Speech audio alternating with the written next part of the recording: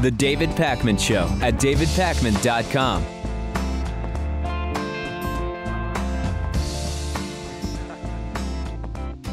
We have to talk about the Trans-Pacific Partnership and the negotiations that are happening, which are hugely troubling. If you've not been following the Trans-Pacific Partnership, this is an agreement which on paper claims to want to enhance trade and investments, promote innovation, help economic growth among 12 trans-Pacific countries, specifically the US, Canada, Japan, Mexico, New Zealand, Australia, Brunei, Chile, Malaysia, Peru, Singapore, and Vietnam. Now, the history of this is that back in November of 2013, WikiLeaks put out the secret draft text of the intellectual property rights chapter of the TPP, and it was very, very troubling. The long and short of it, Lewis, is that if we step back and analyze what does the TPP truly seem to be pushing and doing, it's doing two things which we can identify. Number one,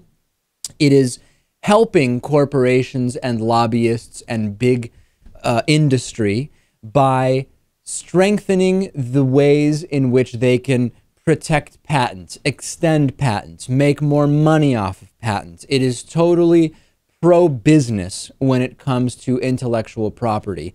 However, now WikiLeaks has also put out more data, including a large chapter about the environment, which is another goal or stated aim of the TPP, and not similarly, I guess, in a way, to the very specific declarations made about intellectual property rights. It makes very weak declarations when it comes to environmental protections, which also have the same impact, which is that of giving big corporations more leeway and more ability to make money regardless of the impact on the environment. So let's go step by step. Intellectual property.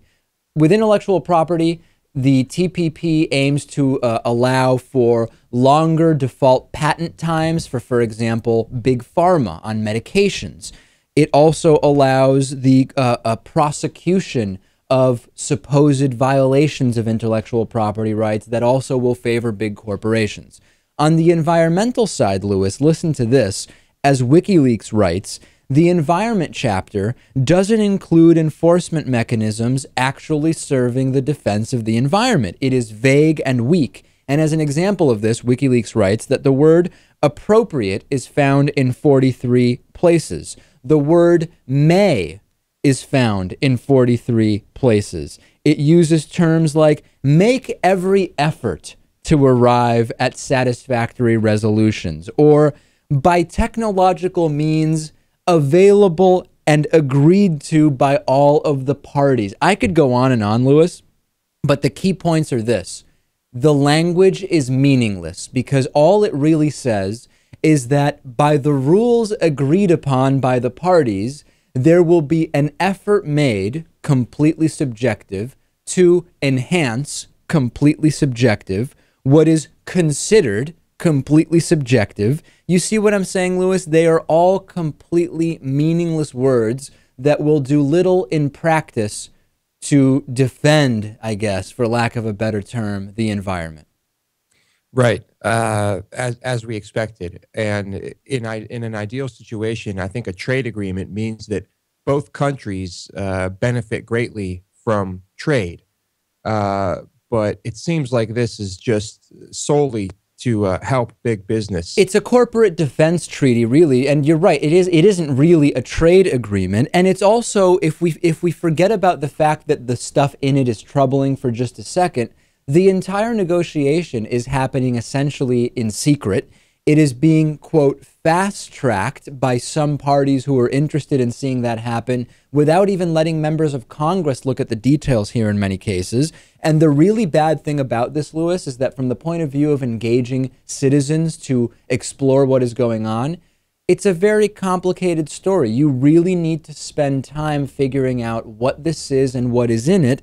And when you think about the simplicity of the bridge scandal with Chris Christie, which is just everybody can understand exactly what it is, it takes some effort, some minimal amount of effort to figure this out, and that's not appealing to people in many cases, and it's certainly not appealing to corporate media.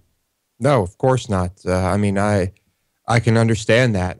This is one of the few things which I think it's incredibly obvious why no one is reporting on this, because it would be the most drawn out, dull, and just I don't know, annoying report you could possibly hear on your 6 o'clock news. No question that we will continue to cover it, and we will continue telling you what is going on there. The NSA can spy on computers that are not connected to the internet via traditional internet networks. Huffington Post, the Associated Press, and CNET have written about this.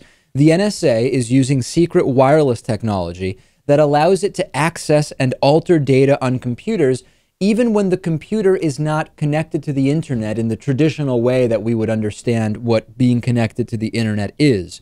Since 2008, the agency has been using a covert channel of radio waves that can transmit from hardware installed in the computers. According to NSA documents and experts interviewed by the New York Times, signals can then be sent to briefcase-sized relay stations miles away, according to the report.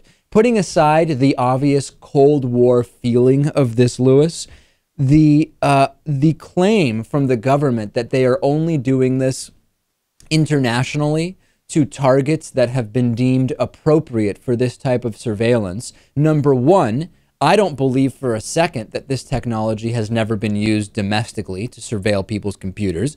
And number two, let's remember that the appropriateness of those targets was established by the exact same system that wants to use this technology. So I certainly am not pacified in any way or placated when I hear, don't worry, the targets are appropriate. Well, they're appropriate because you've determined they are for your personal usage. Right. It seems every revelation into this is more disturbing than the next. I mean, at what point do you wake up and there's just like an NSA agent in your guest room who is staying with you for a year or two to make sure you're not doing anything wrong? The other thing that really angers me so much about this is that we seem to be, if you believe millions of people who share this view, or just the facts on the ground, we seem unable to create a decent healthcare system or reduce poverty in a significant way.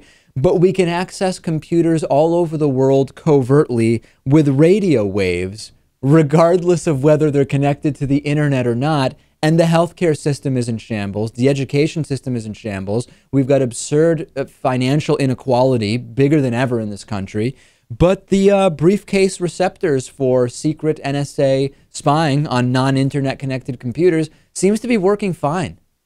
It's funny, David. It brings up priorities, and you would think that this program is intended to keep the citizens safe, but clearly, after what you just said, our priorities are not with the citizens. So why is this such a priority? It's very strange. Speaking of the NSA spying on computers not connected to the internet story, this is just absolutely pathetic. Part of the reason why Americans are so poorly informed about what is going on is because of what we spoke about earlier, which is complex stories don't lend themselves to sound bites or corporate news in the same way that crime stories or other stories do. Although some would say the NSA stories are crime stories in a way, but that's kind of a different conversation. This is a report from NBC's Jim Miklashevsky holding up an Ethernet cord while explaining how the NSA is using compromised USB cables to spy on people worldwide. Let's look at the video first.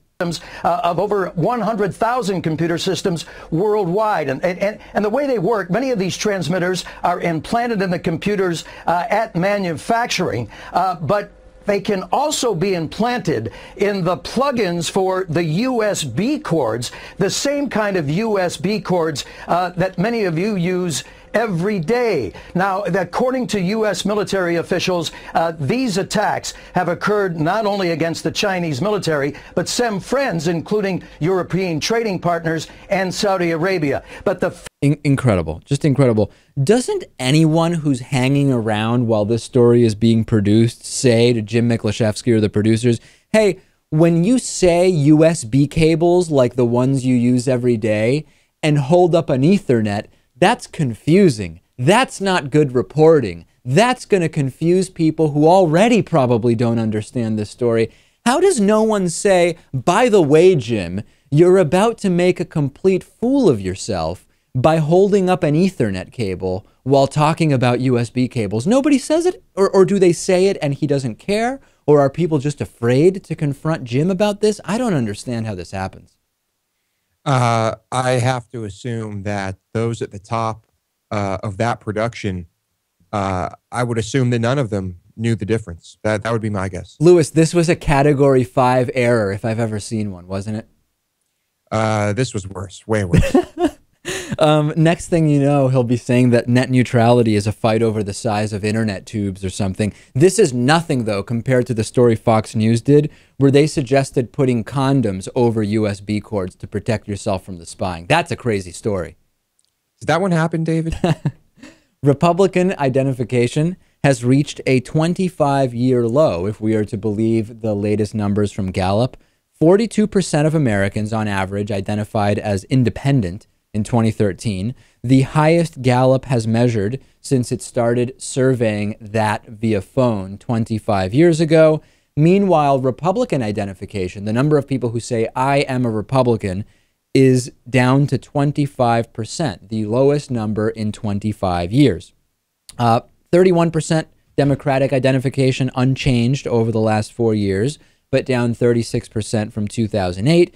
Lewis, I think there's two questions here. Question number one is, what does it mean, or what are the causes of fewer people identifying as Republicans and to a lesser degree Democrats? But more importantly, does it represent something specific in terms of the political views, right? Are independents moving towards a more liberal point of view or a more conservative point of view? That's really the key thing. And certainly with more Republicans moving to independence than Democrats moving to independence, and overall with the surveys and polls that we've analyzed over the last 4 years, there is no question that the decrease in the number of those who identify as Republicans is coinciding with a liberalization on a majority of important issues. That is definitely part of it, but also Republican is kind of becoming a dirty word. There are a lot of intelligent conservatives out there who don't want to give themselves the same name as Sarah Palin or Marco Rubio or any number of embarrassing Republicans. So I think that's part of it too. The third important question about this change towards political independence, I guess for lack of a better term, is will it actually lead to third-party viability at the national level? I'm not actually sure that it will, because many, many independents I speak to are not independents because they have any particular interest in voting for a third party or they care about third parties. It's more because they just don't want to be associated with one of two political parties, where often they feel that either, number one, the parties are too similar on too many issues to really be distinct, which is not my personal view necessarily, but that's what some people will say, or because they want to simply not be tied to one party over the other and just feel more independent. I don't know necessarily that this will lead to third-party viability. David, it's almost impossible. I mean, the system is just so saturated with this two-party craziness that I don't know. I don't see us having a viable third party for a very long time. Yeah, I share your lack of optimism for sure. However, I am not pessimistic about our expansion from 4 shows a week to 5 shows a week. We are raising money right now to expand the David Pakman Show from 4 shows per week, Monday through Thursday, to 5 shows per week, Monday through Friday. We have set up an Indiegogo campaign. We are raising money, and we really do need your help. If you've been listening or watching this show for any number of months or years, Lewis, I would encourage you to check out the campaign, davidpakman.com. Bright blue banner at the top of the page, links to Indiegogo. We've got great perks. Lewis is even willing to sign his microphone, his actual show microphone, and mail it to you as an Indiegogo perk. So please support what we're doing. We'll take a break. I want to talk about some medical and food-related news, and then we will talk to anti-gay Dr. Michael Brown later. I think it will be an enlightening conversation. Glad you're with us today on this Thursday. The David Pakman Show at davidpakman.com.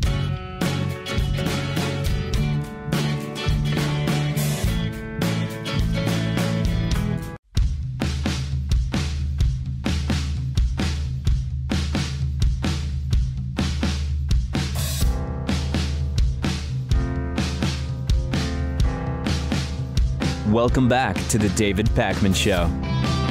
Our membership program is made possible in part by liberalbias.com. When reality just doesn't live up to right-wing ideals, there is only one explanation. Reality itself suffers from liberal bias. Find out more at liberalbias.com. Today's new member of the day, Lewis. It has been a very long, arduous, and confusing path to member of the day for Eli Peretti, but he is member of the day today. So that's huge news.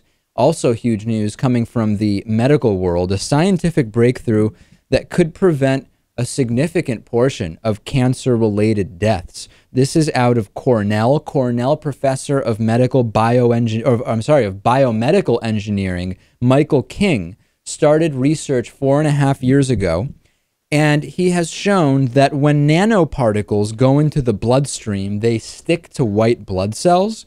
If a cancer cell makes its way into the blood and bumps into one of these modified white blood cells that has been researched by Cornell University called sticky nanoparticles, basically cancer-killing machine nanoparticles, it can actually disintegrate cancer cells. And some are saying, including the engineers conducting the research, that it could pave the way for preventing, I guess is the term, 90% of cancer deaths. The study, which we will link to in the YouTube video, is called Trail-Coated Leukocytes that kill cancer cells in the circulation. This is a huge deal. We know that there have been some advancements when it comes to cancer treatment, and there is an expectation from so-called experts in the field that in the next 5 to 10 years, there will be significant advancements for treating or preventing some of the major, most common types of cancer. It's time to make progress on this, Lewis. And my true and honest concern is not that progress won't be made or will be possible medically or technologically, but that the combination of our healthcare system, our financial system, and big pharma will keep the best revolutionary treatments either from being developed or from going mainstream or from being affordable for the average person. That's truly my concern. Right. It's very rare that you hear that a pharmaceutical has had a breakthrough in any type of cancer treatment or technology. I can't ever remember hearing about that. It's always independent researchers, universities, things like that. Well, there have been significant breakthroughs in terms of the treatment, right? In terms of the drugs available to keep people alive, which is, of course, very, very important. Those have come from big pharma. But we still have to question whether a cure is something they would have a financial interest in. Maybe the TPP extending their patents would make them more interested in developing something like that. Who knows? Possibly, yeah. With regard to the drugs, I mean, I know they're important and they seem to work, but I don't know. Maybe they could have developed something that works better. I mean, maybe this is just part of the problem. Big food companies, not surprisingly, want to call genetically modified foods natural. Anthony sent me this story, and last week or the week before, I had kind of just an open question to our audience of what do you consider to be the biggest scams, biggest legal scams?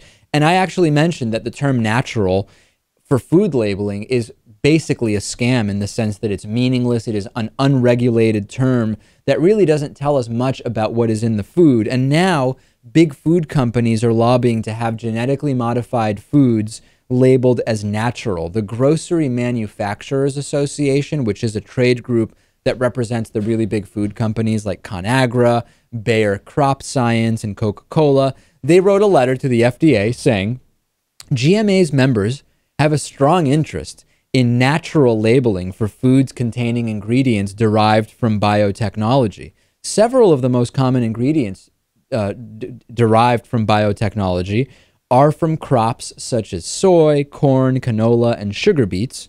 There are 65 class action lawsuits that have been filed against food manufacturers over whether foods with ingredients allegedly derived from biotechnology can be labeled as natural. GMA intends to file a citizen petition solely direct at asking FDA to issue a regulation authorizing foods containing foods derived from biotechnology. It almost makes me sick to say that. to be labeled as natural. Now, the Environmental Working Group is absolutely against this. They say that genetic engineering, by its very definition, is not a natural process, that it is a new process, it is an unnatural process, and it should be labeled as such. On the one hand, Lewis, we don't yet know whether GMOs are actually dangerous to health. We interviewed Dr. Church about this. It is not totally clear that eating GMOs is bad for health. However, it's not clear that it isn't bad right now, and there is absolutely no question that until we have many years of research on that topic, we should be labeling foods for what they are. There is no question that people want to know if the food they're buying has been genetically modified, and labeling GMOs as natural is going to further confuse and make even more absurd the lack of meaning that the term natural has when it comes to food labeling. Yeah, we definitely need more regulation with regard to terms for food and terminology on packaging, because it's incredibly misleading, and it's important. People should know what they're eating. I think that's pretty simple. Lewis, would it be ethical to choose the smartest embryo in pregnancy? This is a story that relates to the 50 to 80% of what determines IQ being inherited. QZ.com has an interesting story about this. There's a Shenzhen, China-based company called BGI that has a cognitive genomics division, which is mapping the genes of math geniuses. And researchers are going to compare those genes against a sample from the general population, with the goal being to isolate the genes that turn people into, that at least identify the people that are really, really smart. In theory, this could be used to predict the intelligence of an embryo. Now, BGI's CG unit isn't doing genetic testing of human embryos or in vitro fertilization, but other divisions of the same company do that. And if CG's research bears fruit and says, hey, we can identify the embryos that are going to be really smart, they could let parents pick the smartest embryo to give birth to. What do you think about this, Lewis? Would it be ethical to do that? Well, that's tough, because we're talking about China here, a country where you're only allowed to have one child. So I can see how that would be very appealing to parents who only have one shot. But I don't know. I mean, in some way, the U.S. is kind of dabbling with this technology. There's a private lab in New Jersey which allows couples to screen for embryos, for genetic diseases before implantation, according to Slate.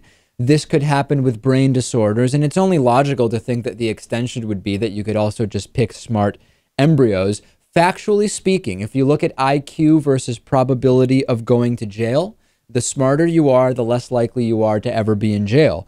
The less likely you are to ever be on welfare, and the less likely you are to have illegitimate children. So there could be a factual social argument to be made that selecting smarter embryos would be positive for society. Different question from whether there would be any negative effects, and different question from the ethics of it. I really want to hear from the audience on this. Yeah, I'm curious to know what the audience thinks. And once again, this brings up one of my favorite movies, Gattaca. Gotta watch that. Gotta watch it. All right, let's take a break. Anti-gay Dr. Michael Brown is next. Please join our membership program and support the work we do, an alternative to corporate media. Go to davidpakman.com/membership. You could be a member before the anti-gay interview even starts in mere minutes. The David Pakman Show at davidpakman.com.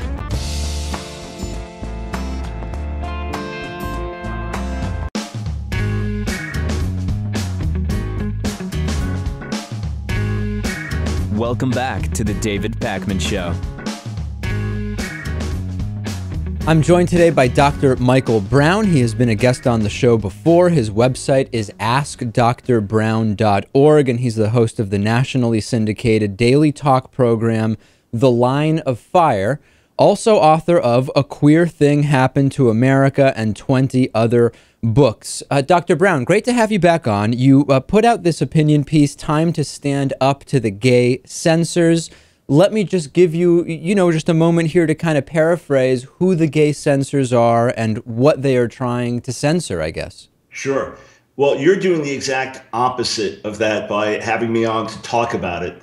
My issue is with those who are trying to stop the media from talking with folks who oppose same-sex marriage, who oppose normalizing homosexuality, who have biblical or moral convictions that differ. So a principle on the list would be GLAAD, which initially was known as the Gay and Lesbian Alliance Against Defamation. They've recently just gotten rid of the acronym and said we're just GLAAD. But for example, a couple of years ago, they went to CNN and said, do not have any conservatives on. For example, if you're talking about revoking Don't Ask, Don't Tell, if you're talking about other issues, don't have these conservatives on because they're going to pollute the minds of the people. What they're saying is dangerous. And then I discovered last year or so that I was put on a list, maybe a little over that, by GLAAD. It was the Commentator Accountability Project, which they still have going, where they warn secular media to stay away from people like us. And what brought this up was GLAAD's reaction to Phil Robertson and Duck Dynasty and all that. And let the networks do what they do. Let people make decisions. If people say a certain thing and it's unpopular, hey, whatever decisions are made, that's not an issue. But it's the censoring of free speech. It's the censoring of the exchange of ideas that I object to. And that's where I'm encouraging folks, stand up to those that are trying to censor us. And then I could give numerous examples in recent years where people just voicing their opinion on Facebook or in a newspaper have been fired from jobs or censored because of that, simply for differing with the goals of homosexual activism. Okay, well, I think with the Facebook and the job thing, those seem to be kind of one-on-one cases where we have to look at what are the terms of the employment, are they allowed to have opinions? But let's focus on the GLAAD and CNN thing. Don't all groups of all sides lobby media outlets and elected officials to either talk about or not talk about certain issues, to include or not include certain points of view when they discuss issues? It doesn't seem to be a big deal to me that GLAAD doesn't want CNN to have people like Tony Perkins on, and then groups like Tony Perkins' group want them to have Tony Perkins on. It seems this happens daily in politics and media. Yeah, I think your analogy, though, misses the point. Tony Perkins and FRC are not campaigning to say the Human Rights Campaign cannot come on the air on Fox opposite us, or don't have GLAAD come on opposite us. Let's actually stop right there. Tony Perkins' assistant personally told me that he would not appear on my program if there was another guest with an opposing view. So the fact that you don't know for sure that Tony Perkins and FRC did that to CNN doesn't mean that they don't do it. They did it to me. I'm not accusing them of trying to censor. They just don't want that view represented. It's not a huge deal. Imagine if I wrote a piece saying Tony Perkins is trying to censor. He just doesn't want to deal with that point of view. Let's do this. We're both inquiring people. We want to look into things and check things out. Let's see, does FRC have the equivalent of a Commentator Accountability Project where they reach out to media and then petition people online, let us know if you see any of these people appearing, send the word out, and then tell the networks that you do not want them on. But Dr. Brown, in fairness, Dr. Brown, you've now reduced your argument from one saying one side does it and the other side doesn't, to one where you want to analyze it in shades of gray. Does one side do it more? So your argument has already changed drastically in the last 4 minutes. Not at all. I'm simply reaching out to you where you are, David. That's all. Nothing has changed. GLAAD is a censor. GLAAD stands for the Gay and Lesbian Alliance Against Disagreement. They have a history of it. They have a history of trying to shut down opposing views. I think, though, that we're just going to disagree that GLAAD is censoring anything. They're lobbying CNN the way anybody would lobby media or members of Congress. We're just disagreeing about the term. But Dr. Brown, who else is let's just go to that. Who else is actually lobbying the same way that GLAAD is, a major organization on the other side saying, do not allow these people on the air? I've seen an individual campaign about a certain person from certain groups, on all sides. But to say that a major organization will not have this, doesn't Tony Perkins come on opposite other people all the time? I don't monitor what he's doing, but I don't either. He does sometimes. Certainly we could come up with examples, but I think the term censor is just not accurate. But Dr. Brown, I do want to get to something else, which is we have a few minutes left, and I want to get your thoughts on this. We've seen the continuing momentum of marriage equality across the country. We now have 39% of Americans living in states with full marriage equality, 49% of Americans in states with full or partial. We've got Oklahoma now, which is soon possibly coming over to our side, etc. Your opposition, I know, is steadfast to gay marriage. Can you sum up whether it is primarily based in religion, in your personal convictions, not connected to religion, or where is your opposition primarily based? My views primarily are based as an individual, so with my right to vote and speak, based on my convictions before God. In other words, my life of faith is not separated from my life of morality. Now, I do not believe that it's right for any religious group to impose their religious views on the nation. That would be against the Constitution. No, we both agree on that. We both agree on that. But because you said it is because of you as a man of God, and this is an honest question. That's first and foremost. It is, and I want to focus on that. I want to focus on that. I just want to say this. First and foremost, my views are formed by faith. As I look at things on a social level also, I do not believe that redefining marriage is in the best interest of society for many reasons. But to be totally candid with you, can I separate my social moral thinking from my life of faith? No, I don't seek to, but so I'm perfectly happy to reason with it on either level. Let's explore both briefly, okay? Sure. When it comes to the God side of it, and I ask this as a non-religious person, and it's an honest question. Sure. If your basis for being against two men getting married, for example, is based in your following of the Bible, polygamy was in the Bible, Abraham, Jacob, David had multiple wives, Solomon had wives and concubines. Why don't you support those things? Are you not arbitrarily cherry-picking one element, one line or two lines from the Bible and ignoring that biblical marriage has meant any number of different things, most of which, as you said, you oppose polygamy, you don't favor? Mm-hmm. Yeah, great question, of course, and that's why I've devoted decades of my life to biblical study. You have to obviously look at the larger picture. So number one, we see the ideal when God created Adam, whether you take it literally as I do or take it as a myth, the message is the same. He created Adam and then Eve, and the ideal was the two becoming one. He didn't create Adam with several wives. Almost every example of polygamy in the Old Testament is fraught with problems, issues, difficulties. When we get to the New Testament, Jesus reinforces the ideal, one man, one woman together for life. And then Paul establishes for leadership in the church that a man can only have one wife, and then you're supposed to emulate the leaders. So polygamy, just like divorce, was something that was legislated in biblical times or given, but was never the ideal. And the examples in Scripture are constantly negative examples. So when we look at the Scripture holistically rather than cherry picking, we see that God's ideal, just like the New Testament presents Jesus and the church as a model of the groom and the bride. Again, it's a one-on-one union, and that's the whole beauty and concept of it. I would say this: I am more opposed to redefining marriage to make it two men or two women than I am opposed to polygamy. I'm opposed to both, but I see redefining marriage to two men or two women to be a further departure from the ideal and the norm, and to further deteriorate the meaning of marriage. Yeah, this term redefining, I have kind of an issue with the anti-equality movement, because since you said that you can't really separate the biblical reasons for your opposition and your personal social reasons, let's kind of go back to that redefinition term that you used. Sure. We hear so often as a reason to oppose marriage equality that we can't redefine something called marriage, and that seems so juvenile to me.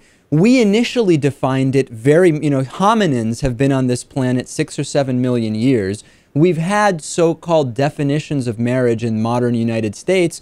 It's only been a country that's around a couple of hundred years, and we've redefined many of things. Remember, Dr. Brown, black people used to be defined as 3/5 of a person. We redefined that. It's not a big deal. Why is the redefinition of things such a problem for the right?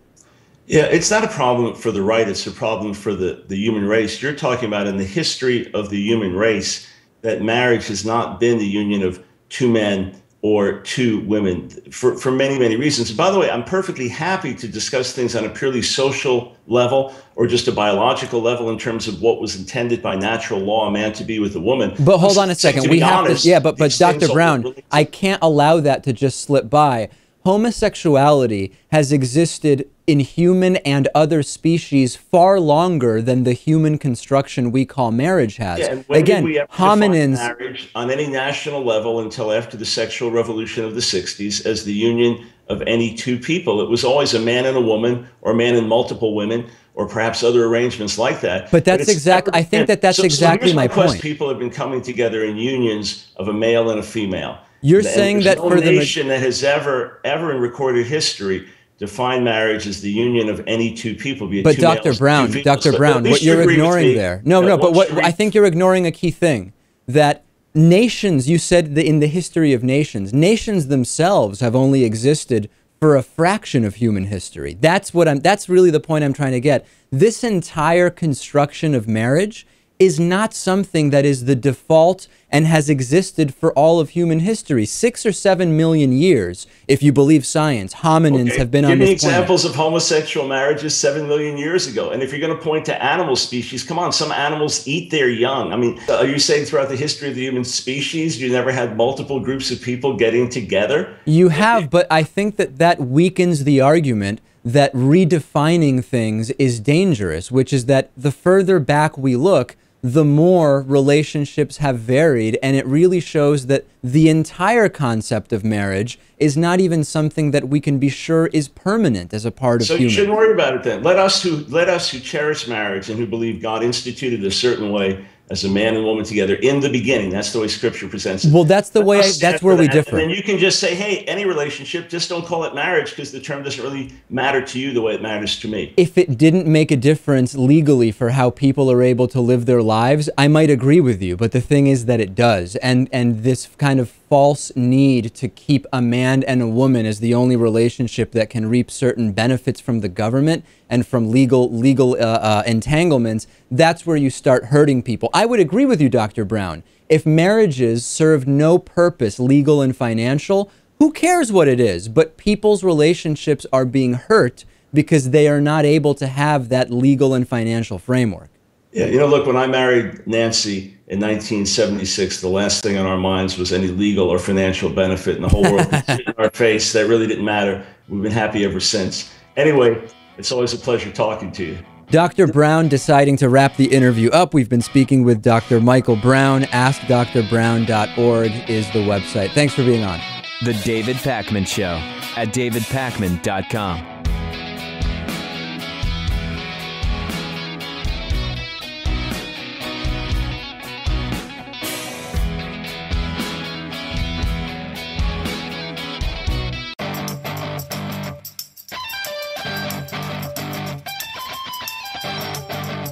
The David Pakman Show at davidpakman.com. Momentum may continue to build after the legalization of recreational marijuana in Colorado. Now the New Hampshire House has voted to legalize marijuana. U.S. News is reporting that the New Hampshire House of Representatives endorsed a bill yesterday that would legalize marijuana in New Hampshire. Legislators initially voted against it, 170 to 168. They chose to vote again, and the second time they approved legalizing pot with 170 votes. The bill is HB 492. It would decriminalize possession of 1 ounce of marijuana by adults 21 or older. It would allow residents to grow up to 6 plants, and state-licensed stores would be authorized to sell marijuana. This is the first victory of its kind in an American legislature, Lewis. Remember that Colorado and Washington had votes, in other words, not legislative votes, but actual just citizens' votes to legalize. Legalization is still a long shot in New Hampshire because, in part, the governor has said that she opposes making her state the first on the East Coast to legalize marijuana, saying, "I don't support the decriminalization of marijuana any further, and I would veto it if it comes to my desk." She is a Democrat, interestingly enough. A sponsor of the bill, a Republican, Steve Vaillancourt, gave a big speech saying, just as we would no longer say women have to go back in the kitchen or gays have to go back in the closet, we recognize that times have changed. We are no longer slaves to our misguided past. He says we need to legalize. Lewis, hopefully we will see the momentum to get past this issue and the issue of marriage equality. and really move on to bigger and better things and progress as a society. I think hopefully Colorado is a part of that. Yeah, I think so. It is kind of sad that perhaps the most promising thing this country has going for it is the legalization of pot. But yeah, it's something. It is an incredible thing. Let's play some of your voicemails. Our voicemail line is open 24 hours a day. The number is 219-2-DAVID-P. Here's a question from a new member. Hello, this is Jacob Anderson, and I just became a new member, and I was wondering how many members you have that are in the military. I just recently joined the Air Force, and I was just wondering. All right, thank you. All right, yeah, I know of at least 3 other members of the military, Lewis, that are also members of the David Pakman Show, and probably a handful of former members of the military. In fact, we got a very cool video from a member who asked to remain anonymous while he was refueling another airplane in mid-flight. That was a very cool video we got. So yeah, there are a bunch, and there's probably many more that we don't know of. I have one more voicemail for you today. Let's take a listen. Hi, David. I'm a longtime viewer and also subscriber, and I'm actually very upset with the story you just put out about unemployment dropped to 6.7%. Oh, and that Obama is one that we should be thanking for this. Unemployment is at its highest rate in 40 years, and that 6.7 number only represents the number of people applying for unemployment benefits. A basic review of the Bureau of Labor Statistics clearly shows that that's the reason. Yeah, I made that very clear in the story. I don't know if you heard the whole story before leaving the voicemail, but the point was not whether we like or don't like how unemployment is measured, but more that whether it's a Republican or a Democrat, we measure unemployment the same way. And the story was more about the double standard and hypocrisy with which promises were made about the unemployment rate by Mitt Romney and others, where the unemployment rate has gone, and the lack of accountability there. The story was not about anything other than that. So certainly we made that clear. And I don't know, Lewis, maybe I wasn't clear about that when I presented that story. Sometimes things can be a little hazy on this program. We're not perfect, right? We've got a great bonus show coming up, though, that's for sure. Apple is going to refund parents $32.5 million. We're going to talk about womb transplants. And you should really be getting the bonus show available in both high-definition video and audio for our subscribers. Go to davidpakman.com/membership to sign up. Lewis hosts and produces the bonus show. I'm the sidekick on the bonus show. It's a very, very different situation. Very, very scary for some people, but a lot of people do like it. So check that out. Check out our Indiegogo campaign by clicking on the blue banner at the top of davidpakman.com. If the campaign is successful, instead of saying, see you next week, today I would be saying, see you tomorrow on Friday.